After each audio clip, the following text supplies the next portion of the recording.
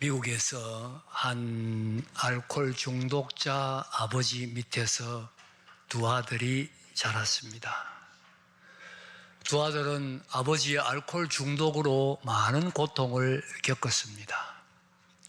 이 두 아들이 청년이 되었을 때에 아버지의 알코올 중독으로 결국 가정은 깨어지고 말았습니다. 두 아들은 집을 떠나 각각 제 길로 가야만 했습니다. 오랜 세월이 지난 후에 한 심리학자가 아버지의 알코올 중독이 아들에게 미치는 영향에 대해 연구를 하던 중에 공교롭게도 이 두 아들을 인터뷰를 하게 되었습니다. 한 아들은 아버지와 똑같은 알코올 중독자가 되어 있었습니다. 한 아들은 술은 일체 입에 대지 않고 깨끗하고 행복한 삶을 살고 있었습니다. 심리학자가 두 아들에게 당신들이 어떻게 이렇게 되었느냐 질문을 던졌을 때 재미있는 것은 두 아들의 대답이 똑같았습니다. 우리 아버지가 그렇게 살았는데 어떻게 내가 이렇게 되지 않을 수 있었겠습니까? 똑같이 대답했습니다. 무엇을 말합니까? 환경이 사람의 삶의 모습을 결정하는 것이 아니라는 이야기지요. 우리는 많은 경우 환경 때문에 어쩔 수 없었다 그렇게 생각합니다. 그러나 그렇지 않습니다. 보세요. 한 아들은 환경에 종속되었습니다. 그러나 다른 아들은 환경과 정반대로 나타났습니다. 환경이 중요한 것이 아니라는 것입니다. 환경이 중요한 것이 아니라 그 환경에 내가 어떻게 반응하느냐가 중요합니다. 환경이 우리의 삶을 결정하는 것이 아니고 그 환경에 내가 어떻게 반응하느냐가 우리의 삶을 결정합니다. 그러므로 세상이 악하기 때문에 어쩔 수 없다 이렇게 말할 수 없습니다. 세상이 악하기 때문에 오히려 더 선하게 살 수도 있습니다. 진정한 의미의 그리스도인이란 세상이 악하기 때문에 오히려 더 선하게 사는 사람입니다. 오늘 본문은 이 진리를 우리에게 가르치고 있습니다. 본문 말씀은 아시아 7교회 중에 세 번째 교회인 버가모 교회에 주님이 주시는 말씀입니다. 버가모 교회의 가장 큰 특징은 사탄의 권자가 있는 곳에 교회가 함께 있었다는 사실입니다. 여러분 13절을 우리 같이 한번 읽어보겠습니다. 13절 시작. 네가 어디에 사는지를 내가 아노니 거기는 사탄의 권자가 있는 데라. 네가 내 이름을 굳게 잡아서 내 충성된 정인 안디바가 너희 가운데 곧 사탄이 사는 곳에서 죽임을 당할 때에도 나를 믿는 믿음을 저버리지 아니하였도다. 내가 어디 사는지 내가 아는데 거기는 사탄의 권자가 있는 데라. 예수님이 그렇게 말씀했습니다. 권자가 뭡니까? 보좌, 왕좌. 사탄의 왕자가 있는 곳이다. 이게 사탄의 권력, 사탄의 모든 세력이 모여있는 센터가 있는 곳에 교회가 함께 있었다는 진리지요. 버가모는 당시에 아시아에서 황제 숭배의 중심 도시였습니다. 아시아란 말 다시 한 번 더 정리합니다. 지금은 아시아라고 하면 우리나라, 일본까지 들어가는 이 거대한 대륙을 가리킵니다마는 신약 성경이 기록될 당시에 아시아는 터키의 서해안 지역을 가리켰습니다. 그 아시아 지역의 이 버가모는 황제 숭배의 중심 도시였습니다. 길거리에 황제의 신상을 만들어 놓고 그 앞에 숭배하고 황제는 주님이다 그렇게 고백을 해야 했습니다. 그렇지 아니하면 잡혀가서 핍박을 받았습니다. 그런가 하면 이 버가모의 신이 에스클라피우스라는 어료의 신이었습니다. 여러분, 어료의 신이 뱀의 형상이라는 거 아십니까? 군대의 어료 분과 그 마크가 뱀이잖아요. 꼬불꼬불 뱀으로 되어 있죠. 여러분, 앰뷸런스 차에 뱀이 그려져 있는 거 아십니까? 히랍의 어료의 신이 에스클라피우스, 이 뱀이기 때문입니다. 이 뱀의 형상을 실제로 만들어 놓고 뱀을 섬겼고, 그 외에도 아테네, 비너스, 또 아폴로의 신전이 있었고, 제우스의 대제단도 있었습니다. 그러니 버가모에는 모든 우상들이 다 모여있는 우상 집합소, 우상 백화점과 같은 그런 곳이었습니다. 제가 이 버가모를 방문한 적이 있습니다. 지금 옛날 버가모 도시에는 아무것도 없고 유적만 남아있는데 딱 두 가지 유적이 남아있습니다. 언덕 위에는 옛날 신전의 유적이, 우상 신전의 유적이 남아있고, 언덕 아래에는 예배당의 유적이 남아있습니다. 재미있는 것은 예배당 유적도 원래는 우상 신전이었답니다. 근데 복음이 들어오면서 그 우상 신전이 예배당으로 바뀌어서 예배당으로 사용되었다는 것이지요. 그러니 지금도 버가모에는 우상의 신전과 예배당이 함께 유적으로 남아 있습니다. 버가모 교회는 사탄의 권자가 있는 곳에 세워졌습니다. 죄악이 가득 찬 곳에 교회가 세워졌다는 뜻입니다. 그렇습니다. 여러분, 교회는 죄악이 가득 찬 세상 속에 있습니다. 죄악 속에 세상이 있습니다. 죄악 속에서 죄악과 싸우며 빛을 밝히며 복음을 전가하는데 교회의 사명이 있습니다. 그러므로 아무리 세상이 악해도 그리스도인이 세상에서 도피하면 안 됩니다. 중세에는 참 신앙인들이 세상이 악하다고 수도원으로 도피를 해버렸습니다. 세상을 버린 것이지요. 참 그리스도인들이 수도원에 다 들어가고 나니까 세상은 소망이 없어지고 말았습니다. 여러분, 변화산의 제자들을 생각해 보십시오. 베드로가 예수님 변화된 모습을 보고는 너무 좋아가지고 초막셋을 짓고 여기 살자 그랬을 때 예수님께서 뭐라고 했습니까? 산으로, 산 아래로 내려가야 한다. 복잡하고 문제 많고 시끄럽고 여러 가지 일들이 기다리고 있는 산 아래로 내려가야 한다. 그것이 주님의 뜻이었습니다. 우리는 점점 때때로 이 어려운 더러운 세상을 등지고 싶은 충동을 느낄 때가 있습니다. 여러분, 그리스도인이 그리스도인다울 때는 이 세상 속에서 그리스도의 향기를 발할 때입니다. 세상 속에 살면서 세상과 동화되지 아니하고 그리스도인의 모습을 나타낼 때 그리스도인이 그리스도인다운 모습을 나타내는 것입니다. 이것이 주님의 뜻이요, 그리스도인의 참 모습이 여기에 있습니다. 주님은 버가모 교회 교인들이 사탄의 권자가 있는 곳에서 진리를 위해 투쟁하는 것을 칭찬했습니다. 내 충성된 정인 안티바가 너희 가운데 고 사탄이 사는 곳에서 죽임을 당할 때에도 나를 믿는 믿음을 저버리지 아니하였다. 옆에서 같은 형제가 순교하는 것을 보면서도 믿음을 저버리지 아니하고 주님을 믿는 믿음을 지켰다는 것입니다.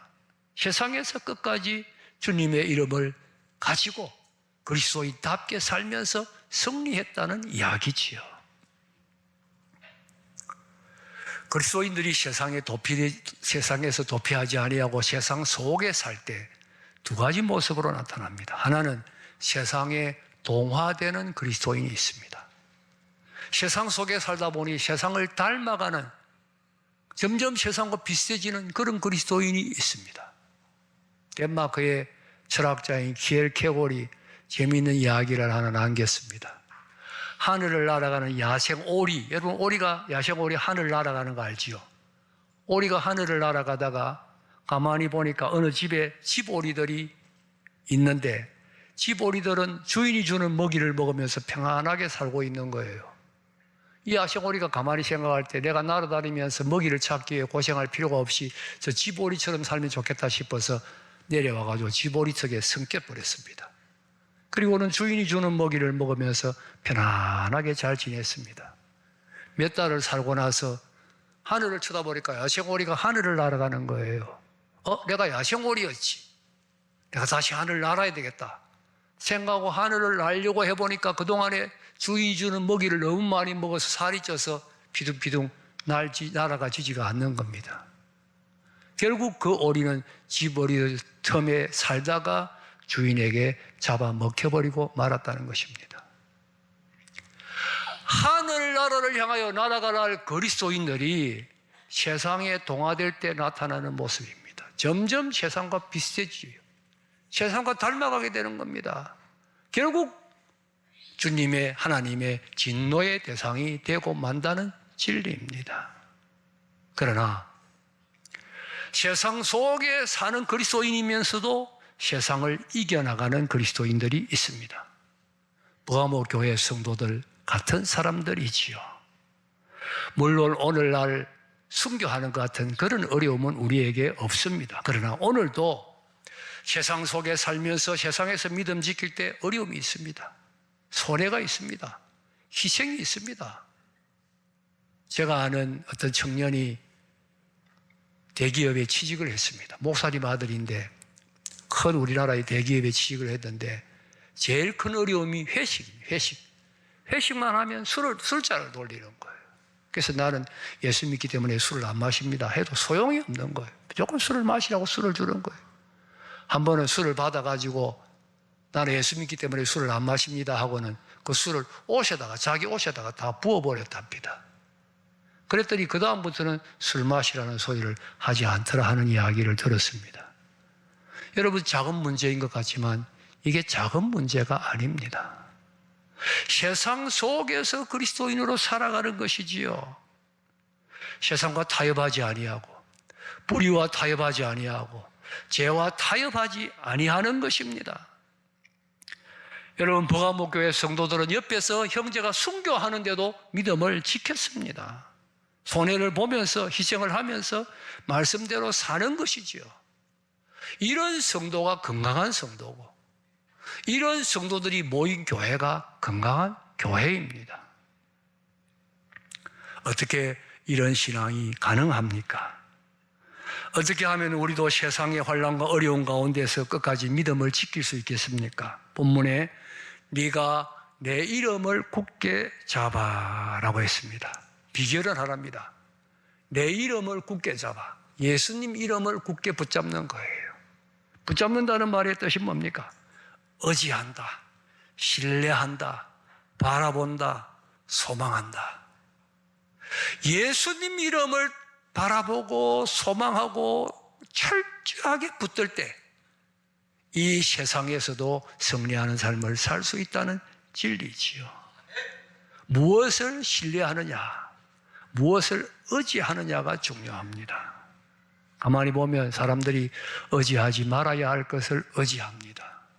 결국 후회하고 결국 실망할 수밖에 없지요. 여러분, 혹시 연을 날려보셨습니까?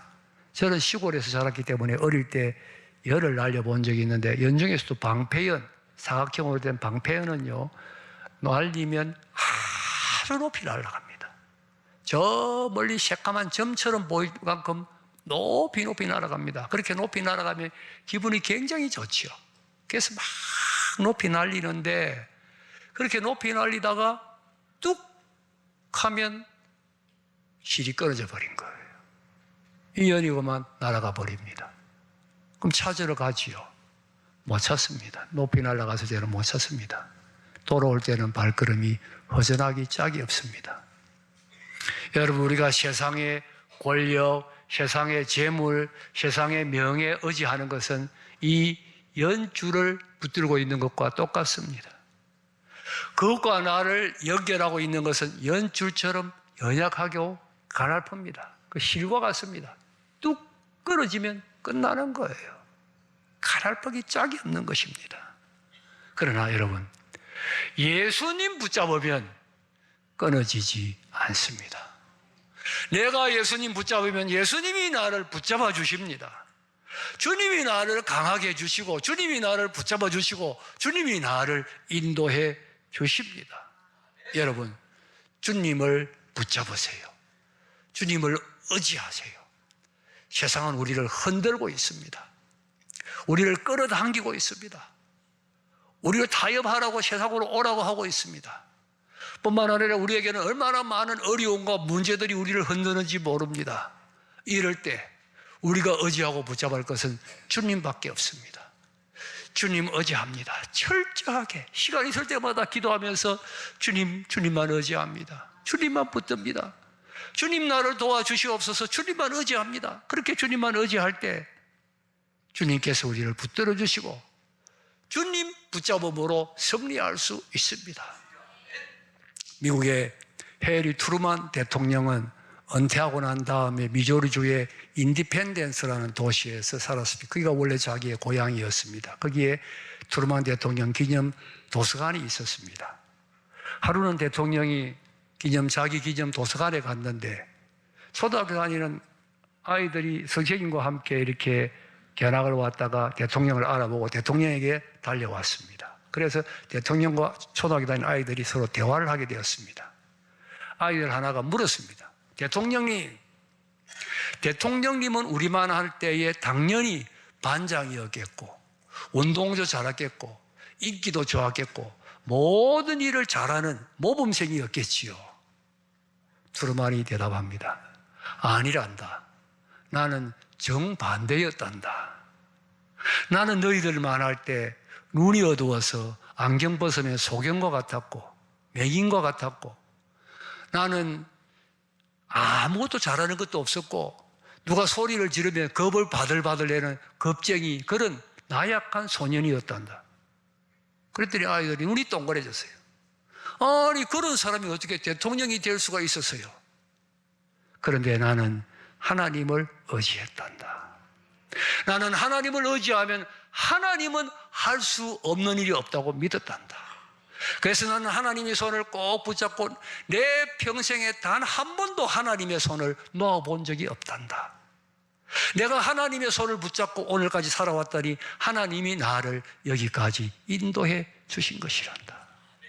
여러분, 나는 평생에 한 번도 하나님의 손을 놓아본 적이 없단다. 이런 자세로 주님의 손을 붙잡아야 합니다. 여러분은 어떤 마음으로 주님의 손을 붙들고 있습니까? 정말 내가 이 주님의 손을 놓으면 죽는다는 그런 자세로 철저하게 주님 의지하고 시간 있을 때마다 기도하고 주님 도와주세요. 주님 아니면 할 수 없습니다. 주님 붙들어주세요. 그렇게 주님 의지할 때 얼마든지 세상을 이길 수가 있습니다. 환경을 이길 수가 있습니다. 어려움을 이길 수가 있습니다. 승리하는 삶을 살 수 있는 대로 주님께서 인도해 주실 것입니다. 버가모 교회에도 책망이 있었습니다. 14절에 주님이 두 가지 책망할 것이 있다 했는데 두 가지란 말은 조금 있다. 작은 것이지만 그러나 잘못된 것은 고쳐야 하기 때문에 지적을 하시는 것입니다. 책망의 내용은 발람의 교훈을 지키는 자들이 있다 그랬는데 발람은 타락한 선지자로서 이스라엘 백성들로 하여금 우상숭배하고 음행하게 했던 그런 선지자입니다. 15절에는 니골라당의 행위를 쫓는 자가 있다고 했는데 같은 사람들을 가리킵니다. 버가모 도시는 우상숭배의 도시라고 했습니다.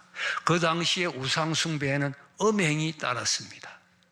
그러니 우상을 숭배하고 음행하면서 이거 죄 아니야. 우상은 없어. 그렇게 생각하면 되지. 또 육신으로 죄를 지지만 영은 죄 짓지 아니해. 또 아니면 율법은 구약시대에 다 지나간 것이야. 이런 식으로 해석하면서 그 죄와 타협하는 사람들이 있었습니다. 주님은 그들을 책망하는 겁니다. 그 죄와 타협하지 말라.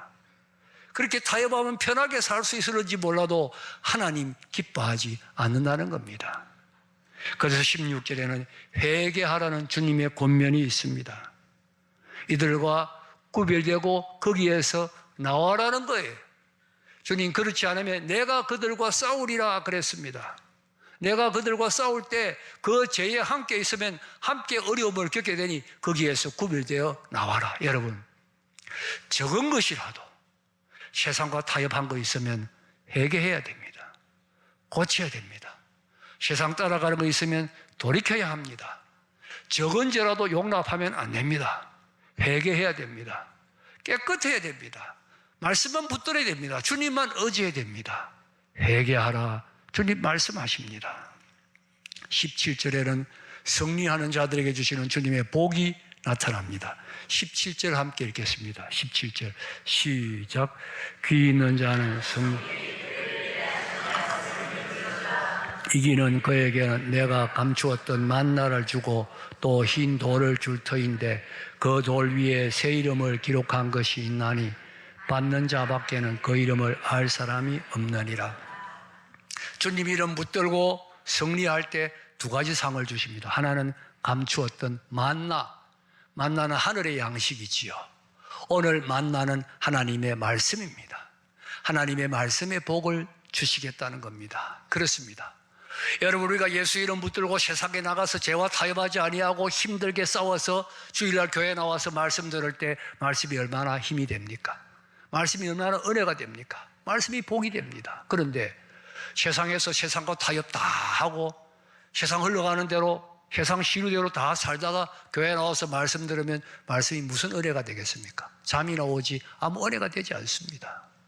이기는 자에게, 말씀대로 사는 자에게, 주님 이름 붙들고 승리하는 자에게 말씀의 복, 만나의 복을 주시는 것입니다. 여러분, 우리 한 주간도 주의 이름 붙들고 세상에서 승리할 때 주일마다 말씀이 얼마나 큰 복이 되는지 모릅니다. 말씀이 큰 은혜가 여러분의 심령에 역사하게 되는 겁니다. 만나의 복을 주신다고 약속하셨습니다. 그 다음에는 흰 돌을 주시겠다고 했습니다. 여기에 여러 가지 설명들이 있는데 가장 유력한 해석은 그 당시에 법정에서 배심원들이 사용했던 돌을 가리킨다는 해석입니다. 서양의 재판은 배심원들이 있어서 배심원들이 유죄냐 무죄냐를 결정하고 판사는 형량만 선고합니다. 이제 모든 증거를 다 듣고 배심원들이 나는 유죄다, 죄가 있다 생각하면 그 당시에 검은 돌을 던지고, 무죄다, 죄가 없다 생각하면 흰 돌을 던진다는 겁니다. 그래서 흰 돌이 많으면 무죄고 검은 돌이 많으면 유죄가 됩니다. 여기 흰 돌을 주신다는 말은 주님이 마지막 심판대 앞에서 죄 없다, 무죄 선언하시겠다는 겁니다. 여러분, 주님이 무죄 선언한다는 것이 얼마나 엄청난 약속입니까? 한번 생각해 보세요. 마지막 우주의 심판대 앞에서 주님이 무죄다 선언할 때 단순히 무죄 선언이 아니라 그것을 영광의 자리에 세워주신다는 뜻입니다. 우리가 좋아하는 복음성 중에 주님 다시 오실 때까지 그 마지막에 영광의 주님 나를 맞아주시리, 주님을 영광스럽게 만나는 것이 바로 무죄 선언이지요. 이 땅에서 주님의 이름 붙잡고 승리할 때 마지막 주님 앞에 섰을 때 주님이 영광의 자리에 우리를 세워주십니다. 그 얼마나 큰 감격이요 기쁨이요 승리가 될지 모릅니다. 그 영광을 바라보고 그날을 바라보고 땅에서 주의 이름 붙들고 끝까지 말씀 지키고 승리의 삶을 살아라는 권면이지요. 말을 맺습니다. 우리는 세상 속에 살지만 세상과 타협하지 말아야 됩니다. 세상에서 믿음 지켜야 합니다. 그러기 위해서 예수님 이름 꼭 붙잡으세요. 어떤 일이 있어 주님 이름 놓지 마세요. 철저하게 기도하면서 시가 있을 때마다 주님 의지합니다, 주님 붙듭니다, 주님 의지하세요. 그 주님 의지할 때 세상을 이기며 어떤 환경에서도 승리하는 삶을 살 수 있습니다. 그러한 사람에게 주님 만나의 복을 주시고 마지막 주 앞에 영광스럽게 서는 승리의 복을 주십니다. 세상 속에서 주님의 이름을 붙들고 승리하며 살아가는 여러분 다 되시기를 주님의 이름으로 축복합니다.